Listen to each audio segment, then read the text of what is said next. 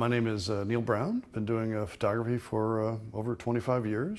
Actually studied painting, but I've always done the photography. Done quite a bit of travel, trying to capture some of my favorite images. After college, I always really wanted to travel, so I tried to talk some friends into going on a road trip and couldn't get anyone to show a lot of interest. And I pretty much gave up all my belongings, hopped into an old Jeep, and did a 4-month-long, 14,000-mile road trip with a German Shepherd I picked up from the Humane Society. And we did photography, painting, sketching, and explored the Southwest all the way up across Canada.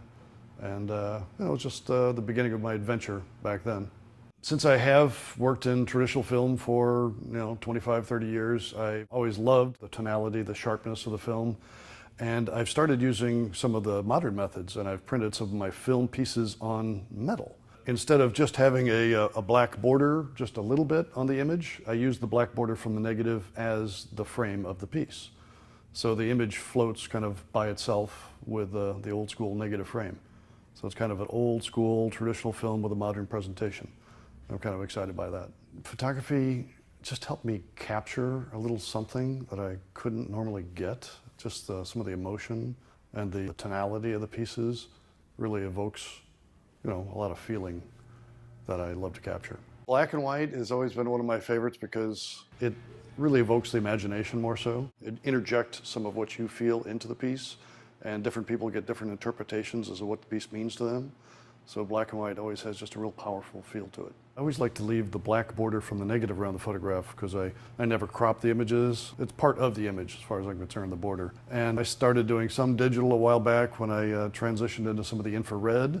I just like to get what I can through the image. I first really wanted to push the infrared images when I was going to Ireland and Scotland because all of the heather, the tall grasses, the castles just evoke a real dreamy feel anyway. And with the infrared, just match the mood. On the back of all my pieces, I always write little stories because there's usually an adventure involved in taking the piece, and some of them are part of a 4-month adventure and some are just a month in the road. A few of the pieces I've done oil tints on top of the photograph. In all the work I've done, it's probably only maybe 20, 25 images that I've selected to do the tinting. And for me, it has to be a lighter area and it has to be a smaller surface. Don't want it to be overwhelming. Got some images from Belize where I did a real light tint to the ocean because when you get back from these tropical adventures, you remember the blue and the turquoise of the ocean, so I want to evoke that feel too. There'll always be a niche market for the traditional film photography, I'm sure.